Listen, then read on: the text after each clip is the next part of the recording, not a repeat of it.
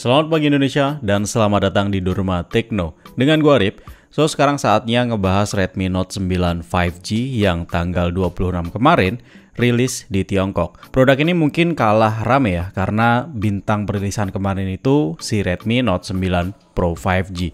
Tapi gue jamin setelah nonton video ini kalian juga bakalan mikir apakah kalian harus ngeluarin budget lebih untuk beli versi Pro-nya atau beli yang reguler aja. Toh speknya juga nggak kalah oke. Terlebih jika dibandingkan Redmi Note 8 yang dirilis tahun lalu. Harganya malah lebih murah. Nah loh, ngiler gak tuh? Tanpa berlama-lama, langsung aja subscribe dan nyalakan lonceng notifikasinya biar nggak ketinggalan update terbaru di industri teknologi berikutnya. Kalau udah, let's get started.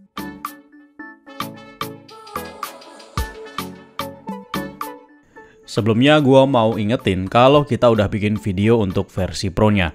Kalau belum, kalian bisa tonton videonya di akhir video ini. Dan seperti yang gue bilang di video tersebut, Redmi Note 9 5G dan versi Pro-nya punya desain yang identik.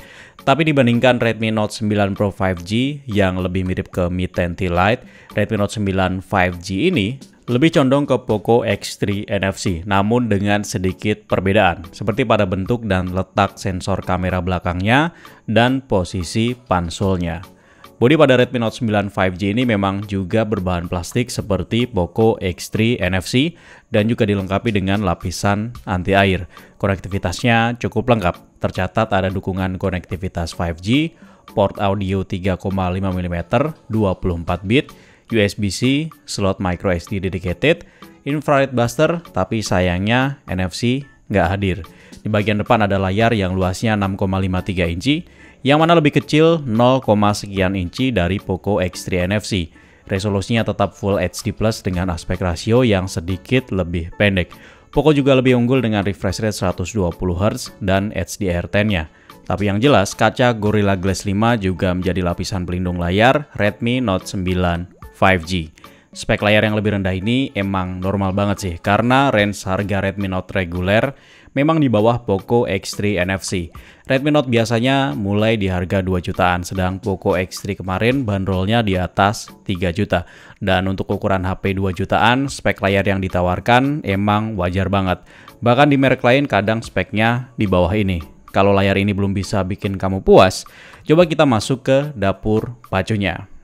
Dengan posisi di bawah varian Pro-nya, Redmi Note 9 5G lazimnya menggunakan spek yang lebih rendah. Namun sepertinya Redmi ingin menghadirkan pengalaman yang mirip dengan varian Pro-nya. Terbukti dengan pilihan SoC yang punya performa hampir sama dengan Snapdragon 750G. Jika dapur pacu Redmi Note 9 Pro 5G dengan SoC Snapdragon 750G bisa mencatatkan skor Antutu sampai 351 ribuan, dapur pacu pada Redmi Note 9 5G ini mencatatkan skor Antutu sampai 345 ribuan. Cuma selisih 5.000 aja, padahal harganya jauh lebih murah. Skor yang tinggi ini didapatkan dari kinerja SoC MediaTek Dimensity 800U 7 nanometer yang ditandemkan dengan tipe storage UFS 2.2. Yap, kamu nggak salah dengar, tipe storage-nya sama persis dengan yang digunakan di Redmi Note 9 Pro 5G. Kecepatannya bisa 2 kali lebih cepat dari tipe UFS 2.1. Tipe storage ini biasanya ada di HP-HP flagship dan kini dihadirkan di HP dengan harga 2 jutaan. Kurang gila apa Redmi? Andil SoC MediaTek Dimensity 800U juga nggak kalah vital. Buat yang belum tahu, Dimensity adalah jajaran SoC 5G-nya MediaTek yang terkenal punya performa yang nggak sembarangan. Terbukti SoC ini mampu bersaing dengan Snapdragon 750G yang biasanya bandrol harga HP-nya lebih mahal. SoC ini memiliki clock speed maksimal yang lebih tinggi dari Snapdragon 750G, tercatat sampai 2,4 GHz dan jenis CPU yang dipakai juga hanya setingkat di bawahnya. SoC ini juga fabrikasinya lebih kecil, hanya 7 nanometer saja, sehingga secara teori bakal lebih efisien daya dan punya panas yang lebih rendah dibanding Snapdragon 750G yang fabrikasinya 8 nanometer. Terlebih lagi dengan baterai 5000 mAh bakal makin memanjakan kamu yang suka berlama-lama di depan HP. Dukungan fast charging 18 watt juga gua rasa masih bisa diterima. Jadi udah jelas soal dapur pacu, Redmi benar-benar nggak salah racik. User yang punya budget terbatas juga bisa merasakan buasnya dapur pacu ini. Gimana? Udah ngiler? Lanjut kita bahas dulu sektor kameranya. Redmi Note 9 5G ini dibekali dengan 3 buah sensor kamera utama dengan resolusi 48 megapiksel sebagai sensor utama, ditemani dengan sensor 8 megapiksel ultrawide dan 2 megapiksel macro lens. Kemudian ada kamera selfie 13 megapiksel yang duduk di pansel. Sektor kameranya emang nggak terlalu menonjol dibandingkan dapur pacunya, tapi di sisi lain nggak bisa dibilang buruk juga. Yang jelas kualitas jepretannya masih harus kita buktikan sama-sama sekalian ngetes ISP yang ada di Dimensity 800U. Nah seperti yang gue bilang di awal video ini, yang gila adalah Redmi Note 9 5G punya bandrol harga di bawah Redmi Note 8 tahun lalu. Padahal udah jelas, spesifikasi terutama dapur pacunya meningkat jauh. Redmi Note 9 5G ini dibanderol mulai dari 1.299 yuan atau sekitar 2,8 juta untuk varian 6128. 100 yuan atau Rp200.000 lebih murah dari Redmi Note 8 dengan varian yang sama.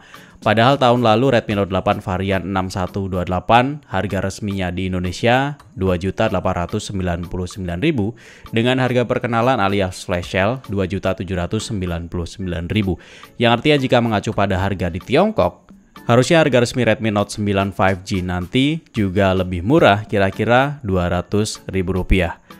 Belum lagi jika nantinya ada varian yang lebih rendah, misal 464 atau 664. By the way, selain varian 6128 yang udah kita bahas barusan, ada varian 8128 yang dibanderol setara Rp3,2 juta dan varian 8256 yang bandrolnya setara Rp3,6 juta. Itu aja guys untuk Redmi Note 9 5G China. Untuk versi 4G-nya sama seperti Poco M3. Jadi kalian bisa tonton juga di akhir video ini bareng Redmi Note 9 Pro 5G. Kalau ada pertanyaan atau tambahan informasi, jangan sungkan langsung aja drop di kolom komentar. Like kalau kalian suka video ini atau silahkan dislike aja kalau kalian nggak suka. Ari pamit dan kita akan ketemu lagi di video selanjutnya. Wassalamualaikum warahmatullahi wabarakatuh and bye-bye guys.